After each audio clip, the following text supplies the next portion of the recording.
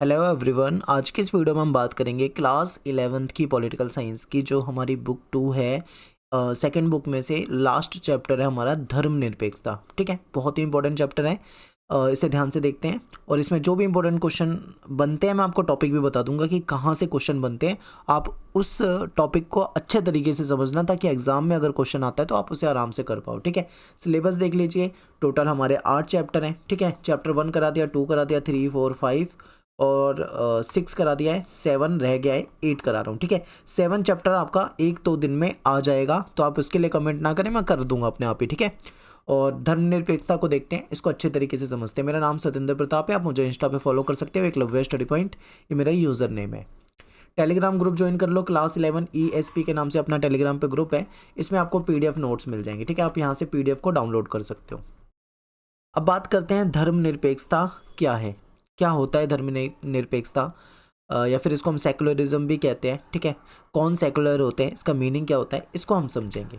तो देखिए, किसी राज्य या सरकार का धर्म से पृथक रहना और सभी धर्मों के प्रति समान दृष्टिकोण रखना धर्मनिरपेक्षता होता है। ठीक है, यानी कि जब कोई सरकार अपने आप को धर्म से अलग कर ले, यानी कि सरकार का जहाँ पे कोई धर्म ना हो, सरकार धर्म के मामले में दखल अंदाजी ना करती हो। ठीक है, तो और सरकार के सामने सभी धर्म समान हो। ठीक है, यानी सभी धर्मों के प्रति समान दृष्टिकोण रखना, ये क्या कहलाता है, धर्मनिरपेक्षता कहलाता है। इसका उद्देश्य क्या होता है ये समझ लेते हैं। तो धर्मनिरपेक्षता का उद्देश्य होता है कि किसी भी व्यक्ति या समूह, ठीक है, उसको उनके धर्म के आधार पर विशेष अधिकार या भेदभाव ना किया जाए, यानी कि ना तो किसी विशेष धर्म को अधिक महत्व दिया जाए और ना ही किसी धर्म के साथ कोई भेदभाव किया जाए। यानी कि राज्य अपने आप को धार्मिक मामलों से अलग रखता है। ठीक है, ये एक ऐसी व्यवस्था है, आप मान लीजिए कि जहां राज्य धार्मिक मामलों से, राज्य का मतलब सरकार से होता है। ठीक है, राज्य का मतलब सरकार या सत्ता है।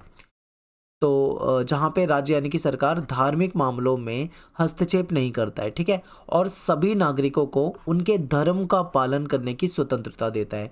तो ये सेकुलरिज्म को आप ऐसा मान सकते हो कि ये एक ऐसी व्यवस्था होती है जिसमें सरकार जो होती है अपने आप को धार्मिक मामलों से अलग रखती है, उसमें कोई हस्तक्षेप नहीं करती है।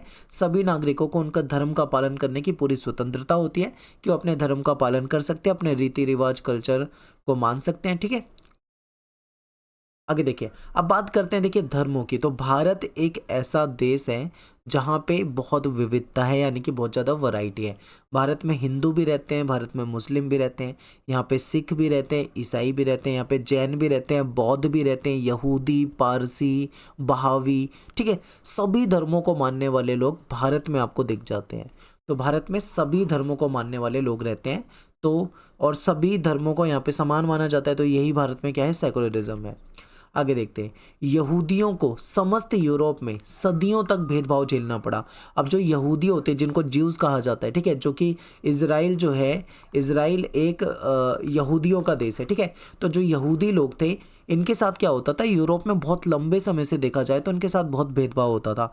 यहाँ तक कि लाखों यहूदियों का कत्लेआम कर दिया गया था, उनको मार दिया गया था। ठीक है, इतना ज़्यादा यूरोप में उनके साथ गलत हुआ है। मगर वर्तमान में देखें, इजराइल राष्ट्र जो है, इसमें ईसाई और मुसलमान दोनों ही अल्पसंख्यक है। इजराइल में क्या है, ज़्यादातर जो जनसंख्या है वो यहाँ की वो यहूदी है, लेकिन यहाँ पे क्रिश्चियन भी रहते हैं और मुस्लिम भी रहते हैं, लेकिन वो अल्पसंख्यक है, यानी संख्या में काफ़ी कम है। वे उन राजनीतिक और आर्थिक लाभों से वंचित हैं जो यहूदी नागरिकों को मिले हुए हैं। ठीक है, यानी कि इजराइल में जो अधिकार यहूदियों को मिले हुए हैं वो अधिकार दूसरे धर्म के लोगों को नहीं मिले हुए हैं। यूरोप के जो ज़्यादातर हिस्से हैं वहाँ पे गैर ईसाइयों के प्रति भेदभाव भी आपको देखने को मिलता है। यानी कि यूरोप में ज़्यादातर जो देश हैं वो क्रिश्चियन हैं। ठीक है, क्रिश्चियन कंट्रीज़ हैं और क्रिश्चियनिटी को फॉलो करते हैं, लेकिन बहुत सारे देश यूरोप के ऐसे हैं जहाँ पे कहीं ना कहीं जो क्रिश्चियन नहीं है, यानी कि जो क्रिश्चियन नहीं है, क्रिश्चियन के अलावा चाहे वो हिंदू, मुस्लिम, सिख, कोई भी धर्म का हो, कहीं ना कहीं उनके साथ भेदभाव देखने को मिलता है। ठीक है, यही बातें बताई गई है। आगे चलते हैं, पड़ोसी देश पाकिस्तान की बात कर लें, बांग्लादेश की बात कर लें, यहाँ पे भी आप देखोगे क्या धार्मिक स्थिति है। यहाँ पे जो धार्मिक अल्पसंख्यक है उनकी स्थिति जो है उसने कहीं ना कहीं लोगों का ध्यान अपनी ओर खींचा है। जैसे कि पाकिस्तान, बांग्लादेश की बात करें तो यहाँ पे जो ज़्यादा संख्या में है, ठीक है, वो है मुस्लिम, यानी मुस्लिम कम्युनिटी जो है यहाँ पे ज़्यादा है। तो इस यहाँ पे जो अन्य धर्मों के लोग हैं, चाहे वो हिंदू हो, सिख हो ठीक है, ईसाई हो या अन्य धर्मों के लोग हैं, उनके साथ कहीं ना कहीं भेदभाव होता है। यहाँ तक कि अभी बांग्लादेश में आपने देखा कि हिंदुओं को किस तरीके से मारा गया था, ठीक है, उनका कत्लेआम किया गया था। ऐसा ही पाकिस्तान में हो रहा है, ठीक है। तो पाकिस्तान और जो बांग्लादेश हैं, यहाँ पे अन्य धर्मों के लोगों के साथ बहुत गलत होता है। तो ये यहाँ पे क्या है, सेकुलरिज्म आपको देखने को नहीं मिलता है। कुछ देश सेकुलर हैं तो कुछ देश में ये चीज़ें नहीं चलती हैं। इस तरह के उदाहरण देखें तो हम मतलब दुनिया भर में समकालीन विश्व में हमको बहुत सारे एग्जाम्पल मिल जाएंगे, ठीक है, जो कहीं ना कहीं हमको धर्मनिरपेक्षता के महत्व की याद दिलाएंगे कि भारत एक ऐसा देश है जो धर्मनिरपेक्ष है। यहाँ पे राज्य का कोई धर्म नहीं है, सभी धर्मों को समान माना जाता है। सब अपने पूजा पाठ जो भी उनके तौर तरीके हैं उसको अपना सकते हैं, किसी को कोई मनाही नहीं है, ठीक है। यहाँ पे आपको चर्च भी दिखती है, भारत में आपको गुरुद्वारे भी दिखते हैं, मंदिर भी दिखते हैं, ठीक है, पूजा स्थल सभी धर्मों के दिखते हैं, सभी को आज़ादी है। लेकिन दुनिया के बहुत सारे देशों में ऐसा नहीं होता, वहाँ पे जो दूसरे धर्म के लोग होते हैं उनके साथ भेदभाव होता है, मारपीट काट ये सब चलता रहता है। तो आगे देखते हैं कि धर्मों के बीच में वर्चस्ववाद, इसको समझते हैं। तो हमारे अपने देश में संविधान ये घोषणा करता है कि हम भारतीय नागरिक को देश के किसी भी भाग में आज़ादी और प्रतिष्ठा के साथ रहने का अधिकार है, ठीक है। आप पूरे भारत में जहाँ पे भी रहना चाहते हो आप जाके रह सकते हो, ठीक है। लेकिन वास्तव में भेदभाव जो है आपको कहीं ना कहीं फिर भी दिखता है, ठीक है। बेशक से हमारे संविधान ने सब कुछ कह दिया हो, सारी परमिशन दे दियो, लेकिन सच्चाई ये है कि कहीं ना कहीं भेदभाव अभी भी भारत में होता है।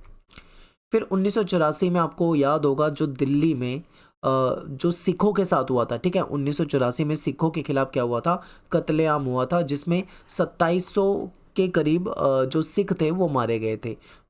जो पीड़ित परिवारजन हैं यानी कि उनकी जो फैमिली मेंबर्स हैं उनके साथ आज भी कहीं ना कहीं इंसाफ नहीं हुआ है, दोषियों को पूरी तरीके से सज़ा नहीं हुई है, जिससे कि ये काफ़ी नाराज़ दिखते हैं। फिर कश्मीर की बात करें तो कश्मीर में जो कश्मीरी पंडित हैं उनको भी कहीं ना कहीं अब घाटी में अपना घर छोड़ने के लिए विवश किया गया, क्योंकि वहाँ की जो मुस्लिम कम्युनिटी थी उन्होंने कहीं ना कहीं उनको मार काट कर वहाँ से भगा दिया, ठीक है। वे 2 दशकों के बाद भी अपने घर में नहीं लौट सके हैं, ये हाल है यहाँ पे कश्मीर में। नेक्स्ट है 2002 में, यहाँ पे गुजरात में देखें गोधरा कांड हुआ है, ठीक है, गोधरा दंगा कहा जाता है जिसको। यहाँ पे आप ये मान लीजिए कि 1000 से अधिक लोग यहाँ पे मारे गए हैं, ठीक है। और इन परिवार के जो जीवित बचे हुए लोग थे, इनके बहुत सारे सदस्य जो हैं वो अभी तक अपने गांव में वापस नहीं जा सके, गांव जो था उनका वहाँ से उजाड़ दिया गया है। तो ये स्थिति है। तो ऐसा आपको भारत में भी दिखेगा, कई जगह पे क्या होता है, दंगे हो जाते हैं, धार्मिक दंगे, यानी धर्म को लेकर, ठीक है, एक धर्म के लोगों को दूसरे धर्मों के लोगों से कहीं ना कहीं ऐसा संघर्ष देखने को मिलता है। और इन सभी उदाहरणों में किसी ना किसी रूप में आपको भेदभाव जो है वो देखने को मिलता है। हर मामले में किसी एक धार्मिक समुदाय के जो लोग हैं उनको टारगेट किया जाता है और उनकी धार्मिक पहचान के कारण उनको क्या किया जाता है, सताया जाता है। नेक्स्ट है धर्म के अंदर वर्चस्व। धर्म के अंदर भी आपको क्या है, वर्चस्व देखने को मिलेगा। कुछ लोगों का ऐसा मानना है कि धर्म जो है महज जन समुदाय के लिए अफीम है। देखिए ये बहुत इंपॉर्टेंट लाइन है, इसको समझिए। यानी कि कुछ लोग ऐसे कहते हैं कि धर्म जो होता है ना ये एक अफीम की तरह होता है, यानी एक नशे की तरह है। और जिस दिन सभी लोगों की जो बुनियादी जो ज़रूरत है, आवश्यकता है, वो पूरी हो जाएगी तो वो खुशहाल और संतुष्ट जीवन जीने लगेंगे, ठीक है। और धर्म जो है, धर्म नाम की जो चीज़ है वो विलुप्त हो जाएगी। ऐसा विचार मानव की क्षमता के बारे में कहीं ना कहीं अंतररंजित अतिरंजित जो बोध है वो पैदा करता है। यहाँ पे क्या बताया गया, धर्म को एक विष की तरह, एक अफीम की तरह बताया गया। कहा है कि लोगों के पास जिस दिन उनकी सारी ज़रूरतें पूरी हो जाएगी ना, ऑटोमेटिक वो धर्म को छोड़ देंगे, ऐसा कहा जा रहा है, ठीक है। और ये संभावना से परे है कि मनुष्य कभी भी प्रकृति को पूरी तरीके से जान पाए या फिर उसको कंट्रोल कर सके, ठीक है, उसमें वो कभी भी समर्थ हो जाए, ऐसा बहुत मतलब कम संभावना है इसकी।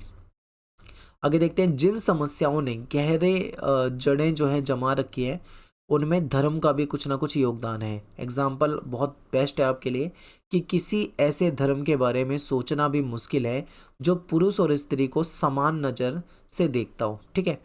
हर जगह आपको विभिन्न धर्मों में आपको कहीं ना कहीं ये कमी नज़र आ जाएगी कि जहाँ पे कहीं ना कहीं पुरुष और महिला के बीच में भेदभाव देखने को मिलता ही है। हिंदू धर्म में कुछ तबके हैं जो भेदभावों से स्थायी तौर पे पीड़ित थे। यानी हिंदू धर्म में क्या है, जाति प्रथा थी, और जाति प्रथा में कुछ जाति ऊंची कुछ जाति नीची मानी जाती थी। तो यानी कुछ जातियाँ ऐसी थी जिनके साथ भेदभाव होता था, ठीक है। तो दलितों को हिंदू मंदिरों में प्रवेश से हमेशा रोका जाता रहा है, ठीक है। यानी कि जो पुराने समय में देखें तो जो मंदिर होते थे उसमें कहीं ना कहीं दलितों को वहाँ पे जाने से रोका जाता था। जब कोई धर्म एक संगठन में बदल जाता है तो क्या होता है कि आमतौर पर इसका सबसे ज़्यादा जो रूढ़िवादी हिस्सा है वो इस पे हावी होने लग जाता है, ठीक है। जब भी कोई धर्म एक संगठन बन जाएगा तो कहीं ना कहीं उसमें रूढ़िवादिता आएगी और लोगों को कहीं ना कहीं लोगों को वो क्या करता है, थोड़ा सा रेडिकलाइज करता है और कट्टर बनाता है अपने धर्म के प्रति, जिससे वो धर्म के खिलाफ कुछ सुन नहीं सकते हैं, ठीक है। ऐसा असहमति अगर किसी को होगी तो वो उस चीज़ को बर्दाश्त भी नहीं करते हैं। नेक्स्ट है कि अमेरिका के कुछ हिस्सों में धार्मिक रूढ़िवाद जो है वो बड़ी समस्या बन चुका है, जो देश के अंदर भी कहीं ना कहीं शांति के लिए खतरा पैदा कर रहा है और कहीं ना कहीं देश के बाहर भी खतरा पैदा कर रहा है, ठीक है। कई धर्म संप्रदायों में टूट जाते हैं। ये भी आपने देखा होगा कि कई धर्म ऐसे हैं जो शुरू में तो एक रहते हैं लेकिन बाद में कई संप्रदाय में बढ़ जाते हैं। जैसे कि मैं अगर एग्जांपल दूं बौद्ध धर्म का, ठीक है, तो बौद्ध धर्म हीनयान महायान में बट गया था। इसी तरीके से आपको अन्य धर्मों में भी कहीं ना कहीं बंटवारा देखने को मिलता है, इस संप्रदाय में बढ़ जाता है वो।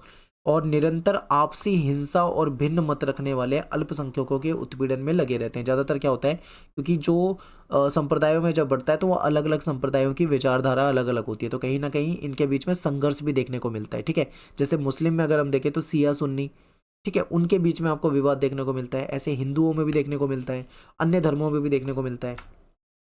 आगे चलते हैं। नेक्स्ट है हमारा धर्मनिरपेक्ष राज्य। यानी धर्मनिरपेक्ष राज्य का मतलब क्या होता है, यानी राज्य का मतलब यहाँ पे सरकार से है, यानी ऐसी सरकार जो अपने आप को धर्मनिरपेक्ष रखती है, यानी कि सभी धर्मों को बराबर मानती है और राज्य का कोई धर्म नहीं होता है, ठीक है। धार्मिक मामलों से अपने आप को अलग रखती है, दूर रखती है, और यही कहा जाता है धर्मनिरपेक्ष राज्य। लेकिन इसको और ज़्यादा डिटेल में अपने को पढ़ना है तो देखते हैं। धार्मिक टकराव रोकने और धार्मिक समानता को प्रोत्साहित करने के लिए, ठीक है, किस किस्म की राज्य सत्ता आवश्यक है। अब यहाँ पे क्या होता है, आपको देखने में मिलता है कि चाहे भारत हो या दुनिया का कोई देश हो, धार्मिक संघर्ष हर जगह देखने को मिलते हैं, ठीक है। विभिन्न धर्मों के बीच में लड़ाई झगड़ा दंगा हिंसा हो जाती है, आप जानते ही हैं। तो कौन सी सरकार ऐसी हो सकती है आपके नज़रिए में जो धार्मिक जो टकराव है उसको रोक ले, या जो हिंसा होती है उसको रोक ले। फिर धार्मिक भेदभाव रोकने का एक रास्ता जो है वो ये भी हो सकता है कि लोगों को जागरूक किया जाए, ठीक है। लोग अगर जागरूक हो जाएंगे तो कहीं ना कहीं ये जो धार्मिक टकराव है ये कम हो सकता है। लोगों को एजुकेट किया जाए, यानी कि अगर उनको शिक्षा मिल जाती है तो कहीं ना कहीं क्या होगा, ठीक है, आपको देखने को मिलेगा कि लोग एजुकेट हो जाएंगे तो धार्मिक टकराव कम हो जाता है। शक्ति का प्रयोग भी करें, जहाँ पे सरकार को लगता है कि भाई लोग नहीं मान रहे हैं तो वहाँ पे उनको दंड देना चाहिए, ठीक है, शक्ति का प्रयोग करना चाहिए। तो ये सारे तरीके हो सकते हैं। तो एक राष्ट्र को किसी धार्मिक समूह के वर्चस्व को रोकने के लिए ये उपाय अपनाने चाहिए, ठीक है। अब ये पॉइंट में बता रखे हैं मैंने सारे, वैसे आपके एनसीईआरटी में सारा पैराग्राफ में है मैंने, लेकिन इसको पॉइंट में बना दिया ताकि आपको थोड़ा आसान लगे। एनसीईआरटी में पढ़ोगे ये सारी चीज़ें हैं, ठीक है। तो देखते हैं, सबसे पहला पॉइंट है राज्य सत्ता और धर्म का पृथक्करण। यानी कि राज्य सत्ता का मतलब यहाँ पे सरकार से है और धर्म का पृथक्करण का मतलब है कि सरकार और धर्म को अलग अलग रखना, ठीक है। यानी राज्य सत्ता किसी भी धर्म विशेष से प्रभावित या संचालित नहीं होनी चाहिए, ठीक है, पहला पॉइंट। फिर धार्मिक जो संस्था है या जो राज्य संस्था है इसके बीच में स्पष्ट अलगाव जो है वो सुनिश्चित करना आवश्यक है। क्यों? ताकि धर्म और राजनीति पर इसका प्रभाव ना पड़े। यानी धार्मिक संस्था और सरकारी जो संस्था है वो अलग अलग होनी चाहिए, ठीक है। इस कहीं ना कहीं ताकि ये लगे कि भाई सरकार का धर्म से कोई लेने देना नहीं है, अलग हो रखे हो बिल्कुल, तभी क्या होगा, सही तरीके से धार्मिक समूह का वर्चस्व जो है वो कंट्रोल में रह पाएगा। नेक्स्ट है धर्मतांत्रिक व्यवस्था का विरोध। यानी कि धर्मतांत्रिक शासन प्रणाली में धार्मिक स्वतंत्रता का अभाव होता है और यहाँ पे उत्पीड़न और असमानता को जन्म देती है। मध्यकालीन यूरोप में देखें तो वहाँ पे पॉप का शासन होता था। हाल में तालिबान में देखें तो वहाँ पे भी जो कट्टर मुस्लिम शासन है, ठीक है। यानी जहाँ पे भी आपको किसी विशेष धर्म का शासन दिखता है तो वहाँ पे उत्पीड़न होता है। खासकर जिस धर्म के लोग हैं उनसे तो नहीं होता, गैर धर्मों के लोगों के साथ ऐसा देखने को मिलेगा, ठीक है। जैसे अभी एग्जाम्पल में पढ़ा था यूरोप में जो क्रिश्चियन के अलावा अन्य लोग हैं उनके साथ भेदभाव होता है, उसी तरीके से। नेक्स्ट है धर्मनिरपेक्षता का पालन। धर्मनिरपेक्ष राज्य जो है ना केवल धर्मतांत्रिक शासन से बचना चाहिए बल्कि किसी भी धर्म के साथ कानूनी या औपचारिक गठजोड़ से भी उसको परहेज करना चाहिए। बहुत इंपॉर्टेंट लाइन है। यानी जो धर्मनिरपेक्ष राज्य है, यानी कि जो ऐसी सरकार है जो धर्मनिरपेक्ष है, उसको अपने आप को किसी भी प्रकार के धर्मतांत्रिक शासन से बचना चाहिए। ठीक है, और किसी भी धर्म के साथ कोई भी कानूनी या कोई भी फॉर्मल उसको गठजोड़ नहीं करना चाहिए, अपने आप को बिल्कुल धर्म से अलग रखना चाहिए। ये यहाँ पे बताया जा रहा है। ठीक है, इससे ये पता लगेगा कि धर्म जो हमारा राज्य है, ठीक है, वो किसी भी धर्म विशेष को समर्थन नहीं करता है। ठीक है, आगे देखते हैं। नेक्स्ट पॉइंट है धार्मिक समानता और स्वतंत्रता। यानी राज्य को, राज्य का मतलब सरकार, ठीक है, सरकार को शांति, धार्मिक स्वतंत्रता और भेदभाव के खिलाफ काम करना चाहिए। ठीक है, अंतरधार्मिक और अंतर्धार्मिक समानता को इनको प्रोत्साहित करना चाहिए। यही राज्य का मेन कर्तव्य होना चाहिए। ठीक है, यानी कि धार्मिक स्वतंत्रता मिले लोगों को, किसी के साथ कोई भेदभाव ना हो, भेदभाव हो तो उसके खिलाफ सरकार काम करे। ठीक है, ये सारे काम अगर सरकार करेगी तो कहीं ना कहीं आप देखोगे कि धर्म का वर्चस्व कम दिखेगा आपको। फिर है गैर धार्मिक सिद्धांतों को बढ़ावा देना। ये इंपॉर्टेंट लाइन है। यानी राज्य को अपने सिद्धांत, जो भी उसकी पॉलिसी है, और अपने लक्ष्य ऐसे रखने चाहिए जो धर्म से स्वतंत्र हो, यानी धर्म से रिलेटेड नहीं होना चाहिए। कोई भी सरकार का लक्ष्य हो वो धर्म से रिलेटेड ना हो। जैसे कि शांति, स्वतंत्रता, समानता, धार्मिक उत्पीड़न से मुक्ति, ये सारी चीज़ों के बारे में सरकार सोचे लेकिन धर्म को बीच में ना जोड़े। नेक्स्ट है राजनीतिक धर्मनिरपेक्षता के विविध रूप। अब जो राजनीतिक धर्मनिरपेक्षता होती है इसके कई रूप होते हैं। तो धर्म और राज्य का संबंध जो है ये अलग अलग तरीकों से इसको परिभाषित किया जा सकता है। ठीक है, अमेरिका जैसे देशों में अगर हम देखें तो यहाँ पे पूरी तरीके से पृथक्करण, यानी अमेरिका की जो सरकार है अपने आप को पूरी तरीके से धर्म से बिल्कुल अलग रखती है। जबकि भारत जैसे देशों में देखें तो ये मॉडल जो है ये बहुलतावादी और सहिष्णु पे आधारित होती है। ठीक है, भारत में क्या है, जो संख्या में ज़्यादा है वो हिंदू हैं, और हिंदू क्या है, सहिष्णु है। ठीक है, सहिष्णु का मतलब क्या होता है सोचिए और मुझे कमेंट में बताइए। ठीक है, कमेंट में मैं आपको इसको डिटेल में एक्सप्लेन करके लिख दूंगा। आगे चलते हैं। नेक्स्ट है हमारा धर्मनिरपेक्षता का यूरोपीय मॉडल। ये इंपॉर्टेंट है, यहाँ से क्वेश्चन आपके पेपर में आता है। तो यूरोपीय धर्मनिरपेक्षता का मॉडल जो है वो राज्य सत्ता और धर्म के बीच में स्पष्ट और सख्त पृथक्करण, ठीक है, पर आधारित होता है। यानी कि यूरोप में जो धर्मनिरपेक्षता का मॉडल अपनाया गया है उसमें जो सरकार होती है वो सरकार और धर्म के बीच में जो विभाजन है, ठीक है, वो आपको बिल्कुल दिखेगा। यानी सरकार बिल्कुल अलग है, धर्म बिल्कुल अलग है, उनके बीच में कहीं ना कहीं आपको एक विभाजन दिखता है। और इसको हम और डिटेल में थोड़ा समझते हैं पॉइंट से। तो सबसे पहला पॉइंट है धर्म और राज्य सत्ता पारस्परिक निषेध। यानी धर्म और सरकार दोनों अपने क्षेत्रों में स्वतंत्र है। धर्म अपने तरीके से काम करेगा, सरकार अपने तरीके से काम करेगी। ठीक है, राज्य जो है यानी सरकार जो है धार्मिक मामलों में कभी भी हस्तक्षेप नहीं करता है। धर्म जो है वो राज्य की नीतियों को प्रभावित नहीं करता है। ठीक है, सरकार जैसी चाहे वैसे पॉलिसी बना सकती है, उसमें धर्म बीच में अड़ंगा नहीं अड़ाएगा। ठीक है, तो ये इंपॉर्टेंट है। नेक्स्ट है कि धार्मिक संस्था को राज्य का सहयोग नहीं। यानी कि राज्य जो होता है यानी सरकार जो होती है वो किसी भी धार्मिक संस्था या किसी भी धार्मिक समुदाय को वित्तीय सहायता प्रदान नहीं करती है। ठीक है, यानी सरकार किसी भी धार्मिक संस्था को बनाने के लिए पैसा वगैरह नहीं देगी। धार्मिक समुदाय के द्वारा संचालित स्कूल जो होते हैं या अन्य जो संस्था है उसको भी सरकार किसी तरीके की कोई मदद नहीं करेगी। नेक्स्ट है धार्मिक समुदायों की स्वायत्ता। यानी धार्मिक संस्थाएं अपने नियम और अपनी जो परंपराएं उसको तय कर सकते हैं, वो स्वतंत्र है, जैसा उनका दिल करे वो वैसा कर सकते हैं, लेकिन देश के कानून के दायरे में रह के। ठीक है, ऐसे नियम ना बना दे जो देश के कानूनों के खिलाफ हो, ये याद रखना है। एग्जाम्पल आपके सामने दे रखा है। अगर कोई धार्मिक संस्था ये चाहती है कि महिलाओं को पुरोहित बनने से रोकना है, यानी महिला को पुरोहित नहीं बनने देना है, पुजारन नहीं बनने देना है, तो सरकार फिर उसमें कुछ नहीं कहेगी, क्योंकि धर्म अपना अलग है, धर्म का अपना अलग मामला है, वो जो चाहे वो करें। ठीक है, सरकार नहीं रोकेगी उनको। अगर कोई धर्म अपने अनुयायियों को कुछ क्षेत्र जैसे कि मंदिर या गर्भगृह में प्रवेश से रोकती है तो भी सरकार उसमें कोई हस्तक्षेप नहीं करेगी। ठीक है, तो ये होता है एग्जाम्पल इसका। फिर क्या है धर्म को निजी मामला मानना। ये लोग क्या हैं, जो यूरोपियन जो हैं, ये धर्म को एक निजी मामला मानते हैं। ठीक है, धर्म को व्यक्ति की निजी स्वतंत्रता का हिस्सा मानते हैं। ये इंपॉर्टेंट था।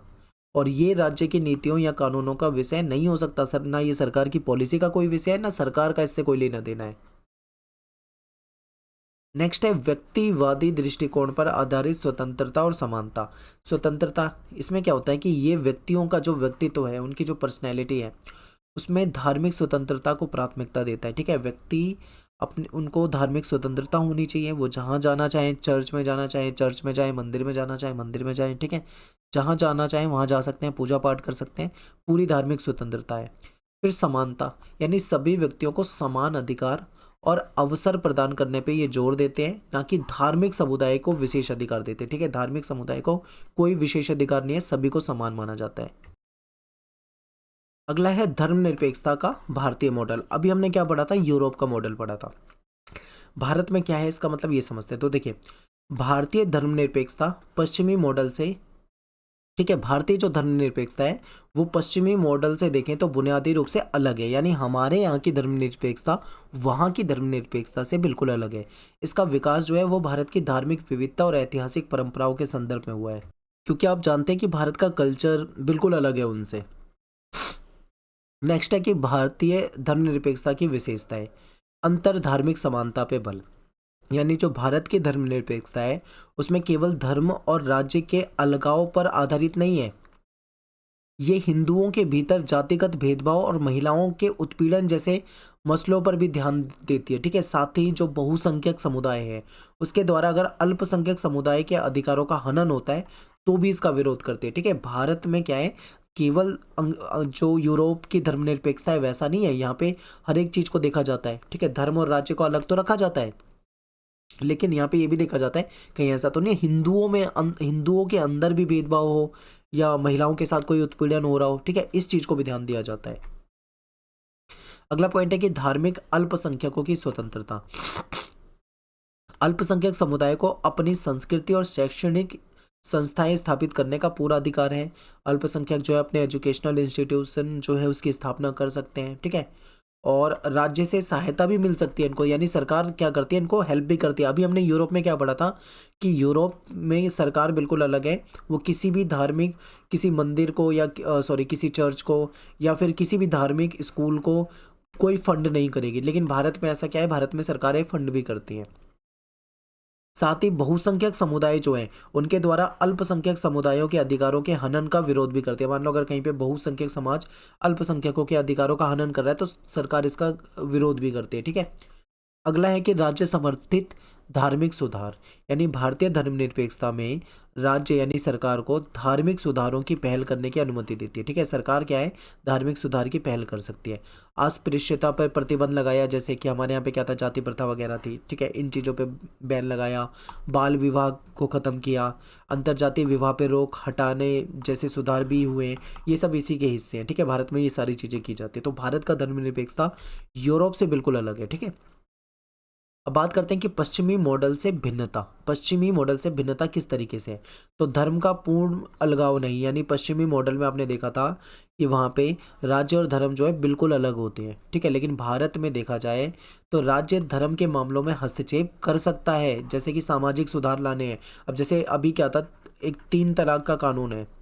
ठीक है, 3 तलाक का कानून जो है सरकार ने इसको ख़त्म करा, लेकिन मुस्लिम जो है इसका विरोध कर रहे हैं। कई मुस्लिम इसका विरोध करते हैं, कहते हैं ये हमारे धर्म के अंदर है, हम कर सकते हैं ऐसा। लेकिन सरकार क्या करती है, सरकार ने उस पर हस्तक्षेप करा, उस पर रोक लगा दी। तो ये क्या है कि सरकार को लगता है कि कोई धर्म में कोई चीज़ गलत है तो सरकार उसके लिए सुधार के लिए कदम उठा सकती है। ठीक है, भारत में ऐसा होता है, लेकिन पश्चिमी देशों में ऐसा नहीं होता है। फिर सहिष्णुता, अभी मैंने आपको वहां पे बताया था ना सहिष्णुता। अब यहाँ पे समझते हैं, पश्चिमी जो मॉडल है वहां पे सहिष्णुता पे जोर देता है, जबकि भारतीय मॉडल जो है वो समानता और धार्मिक विविधता की रक्षा पे ज्यादा ध्यान देता है। ठीक है, ये न केवल सहिष्णुता को प्रोत्साहित करता है बल्कि सामाजिक समानता के लिए भी कदम उठाता है। अब आपके मन में क्वेश्चन आएगा कि यार ये वर्ड ना बार बार आ रहा है सहिष्णुता, इसे कई बार पढ़ लिया पर इसका मीनिंग क्या होता है। चलो मैं आपको इसका मीनिंग बताता हूँ, आप मुझे कमेंट में बताना अगर आपको अच्छे तरीके से आता है। देखो, सहिष्णुता का मतलब होता है कि दूसरों की मान्यता को भी स्वीकार करना। ठीक है, यानी जैसे हम हिंदू हैं तो हम हिंदू अपनी जो हमारी धर्म है उसको भी हम स्वीकार करेंगे, दूसरे के धर्मों की कोई चीज़ है तो हम उसको भी स्वीकार करेंगे। ठीक है, यानी उस पर हम उसका विरोध नहीं करेंगे। फिर सहिष्णुता का मतलब सहनशीलता भी होता है कि लोग कितने सहनशील हैं। ठीक है, और इसमें क्या होता है, इसमें विभिन्न धर्म संप्रदाय नस्ल वगैरह के बारे में तार्किक आलोचनाएं सुन सकते हैं। ठीक है, यानी एक लॉजिक के साथ कोई आलोचना कर रहा है तो इस चीज़ को, नए विचारों को स्वीकार कर सकते हैं। ठीक है, ये होता है सहिष्णुता। और सहिष्णुता से कहीं ना कहीं शांति स्थापित होती है। तो आप ये सारी बातें बता सकते हो, सिंपल होता है, ठीक है, इसमें कोई ज़्यादा हेर फेर नहीं है, आसानी से आप समझ जाओगे।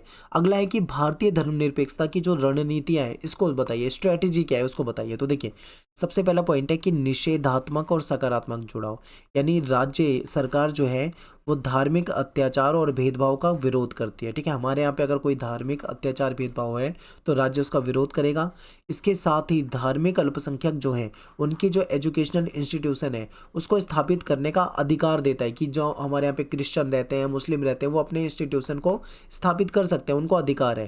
फिर इसी में दूसरा पॉइंट है सर्वधर्म समभाव, यानी सर्वधर्म समभाव की सीमाएं।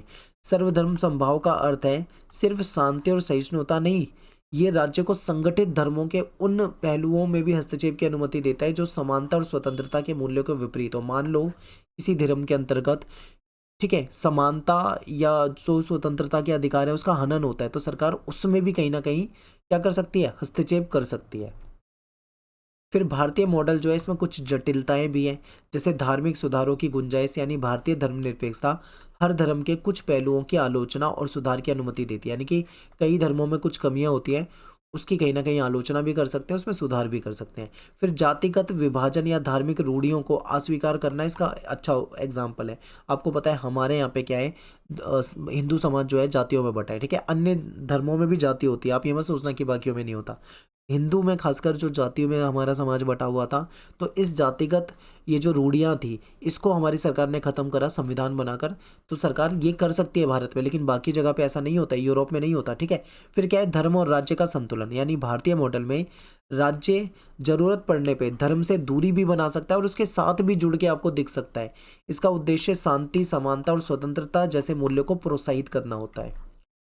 अगला है भारतीय धर्मनिरपेक्षता की आलोचना। अब भारत की जो धर्मनिरपेक्षता है उसकी कई बार आलोचना की जाती है, तो इसके पॉइंट बहुत सारे बनते हैं, जैसे कि धर्म विरोधी, कुछ लोग तो इसको धर्म विरोधी मानते हैं, कुछ कहते हैं अल्पसंख्यकवाद है, कुछ कहते हैं पश्चिम से आया है यानी यूरोप के देशों से आया है, कुछ कहते हैं कि धार्मिक स्वतंत्रता में कहीं ना कहीं हस्तक्षेप करता है, कुछ लोग कहते हैं कि ये तो वोट बैंक की राजनीति है, कहीं ना कहीं वोट बैंक बनाता है, कुछ कहते हैं कि ये एक असंभव परियोजना है, यानी इसको लागू ही नहीं किया जा सकता। अब हम क्या करते हैं, एक एक करके इन पॉइंट को समझ लेते हैं। सबसे पहला पॉइंट है हमारा धर्म विरोधी। तो कुछ लोगों को ऐसा लगता है कि जो धर्मनिरपेक्षता होती है ना, ये धर्म विरोधी है, ये केवल धार्मिक वर्चस्व और उसके संस्थागत स्वरूपों का विरोध करती है। धर्मनिरपेक्षता का उद्देश्य जो है वो धार्मिक स्वतंत्रता और समानता को बढ़ावा देना होता है, ठीक है। और ये धार्मिक पहचान को खतरा नहीं बल्कि सुरक्षा प्रदान करती है। लेकिन फिर भी कुछ लोगों को लगता है कि धर्मनिरपेक्षता जो है वो केवल और केवल धर्म विरोधी है, जबकि ऐसा नहीं होता। धर्मनिरपेक्षता का उद्देश्य क्योंकि धर्मनिरपेक्षता में तो सभी धर्मों को समान माना जा रहा है, तो वो कैसे धर्म विरोधी हो सकती है, लेकिन लोग इसको मानते हैं।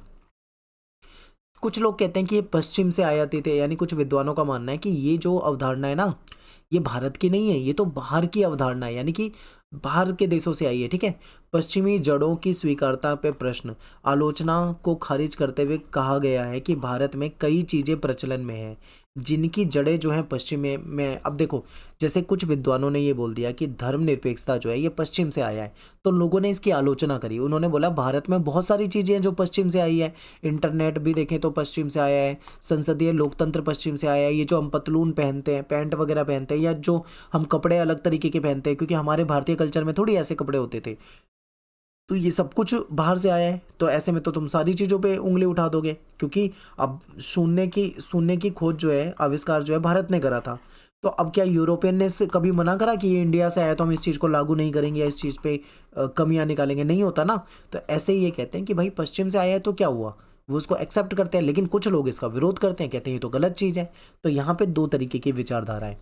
फिर आगे है गहन तर्क और भारतीय परिप्रेक्ष्य, यानी धर्मनिरपेक्षता की व्याख्या जो है अलग अलग संदर्भों में अलग अलग हो सकती है। पश्चिम में ये चर्च और राज्य का अलगाव पे आधारित है, तो भारत में धार्मिक समुदाय के शांतिपूर्ण सह अस्तित्व और उनके संरक्षण पे केंद्रित है। तो भारत में कितना अलग है और पश्चिमी देशों में कितना अलग है, वो चीज़ें यहाँ पे बता रखी है। फिर क्या है कि भारतीय धर्मनिरपेक्षता की विशिष्टता, इसको समझते हैं। तो भारत में जो धर्मनिरपेक्षता है, ना तो ये पश्चिमी मॉडल की नकल है और ना ही ईसाइयत पे आधारित है, ठीक है। यानी ना तो ये क्रिश्चियनिटी पे आधारित है, ना ही ये हमने किसी पश्चिमी मॉडल को अपनाया है। ठीक है, उसकी नकल करी है। भारत ने एक अनूठी धर्मनिरपेक्षता को विकसित किया है, बिल्कुल अलग, क्योंकि हमने कंपेयर कर लिया ना यूरोप की धर्मनिरपेक्षता और इंडिया की धर्मनिरपेक्षता में कितना अंतर है। तो यानी कि हमने उनको कॉपी थोड़ी करा, अगर हमने कॉपी करा होता उनको, मान लीजिए उनकी नकल की होती, तो कहीं ना कहीं हमारी चीज़ें भी उनके जैसी होती, लेकिन हमारे यहाँ तो बिल्कुल ही अलग है। तो जो सांप्रदायिक शांति और सहअस्तित्व को प्राथमिकता भारत में मिलती है, वो चीज़ यूरोप में नहीं मिलती, यानी पश्चिमी देशों में ये चीज़ नहीं मिलती। ठीक है, तो ये अंतर है। फिर एक पॉइंट है अल्पसंख्यकवाद।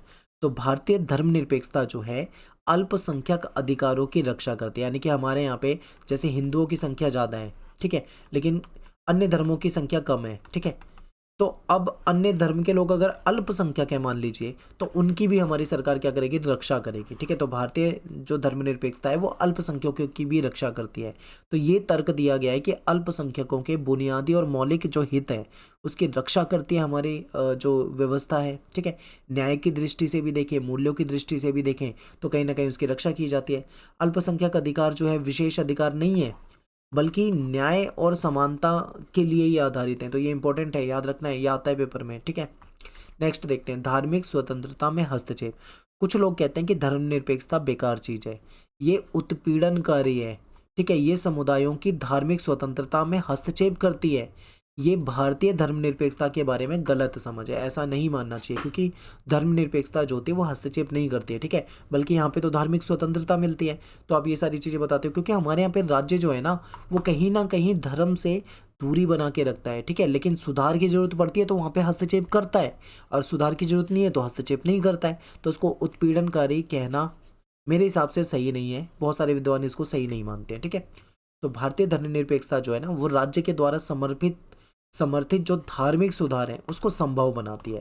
ठीक है, धर्म में जो कमियां हैं, किसी धर्म के तहत कोई गलत रीति रिवाज अपनाया जा रहा है, तो उसके खिलाफ कहीं ना कहीं हमारी धर्मनिरपेक्षता जो है वो काम करती है। एक पॉइंट था वोट बैंक की राजनीति।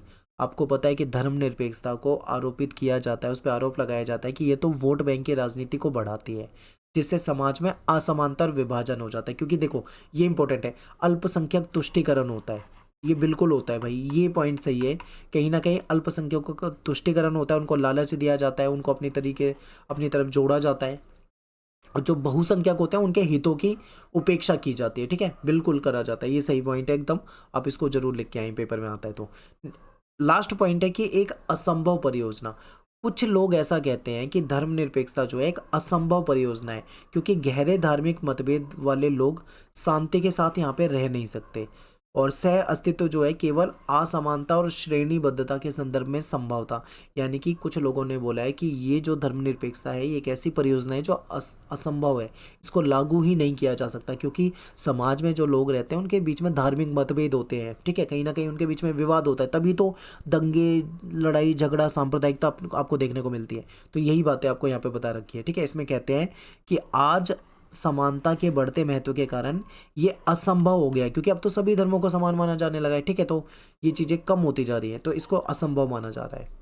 फिर एक दो पॉइंट और रह रहे हैं इसमें, इतिहास से उदाहरण। तो उदाहरण देख लेते हैं, भारतीय सभ्यता और जो ऑटोमन साम्राज्य था, इसमें देखते हैं यहाँ पे सह अस्तित्व संभव है। समानता और सह अस्तित्व जो है वो आधुनिक समय में कहीं ना कहीं समानता का महत्व जो है वो सह अस्तित्व और मजबूत करता है। ठीक है, इन चीज़ों को मजबूत बनाता है। धर्मनिरपेक्षता जो है वो समानता को संरक्षित करता है। ठीक है, कहीं ना कहीं धर्मनिरपेक्षता समानता को बढ़ाता है, क्योंकि इसमें सभी धर्मों को समान माना जाता है, किसी के साथ कोई भेदभाव होता नहीं है, तो इसलिए इसको कहते हैं कि समानता को संरक्षित कर रहा है। ठीक है, फिर भारतीय धर्मनिरपेक्षता एक असंभव परियोजना नहीं है, बल्कि भविष्य की दुनिया है उसका प्रतिबिंब है, क्योंकि फ्यूचर में जो भविष्य आने वाला है वहाँ पे सभी देशों में ऐसा कहा जाता है कि आने वाले टाइम पे इस तरीके की धर्मनिरपेक्षता का जो मॉडल है उसको अपनाया जा सकता है। ठीक है, भारत से प्रेरणा ले सकते हैं, क्योंकि भारत जो है कहीं ना कहीं अन्य देशों के लिए प्रेरणा बन सकता है। ठीक है, भारतीय धर्मनिरपेक्षता का मॉडल जो है दूसरे देशों के लिए प्रेरणा बन सकती है, वहाँ पर भी लोग इसको अपना सकते हैं। तो यहाँ पे ये चैप्टर खत्म हो जाता है। आई होप आपको समझ में आया होगा। अगर जरा भी डाउट है आप वीडियो को एक बार और देखो, अच्छे तरीके से समझने की कोशिश करो। मिलते हैं नेक्स्ट वीडियो में। Thanks for watching. जय हिंद, जय भारत। लाइक कर दीजिए वीडियो को।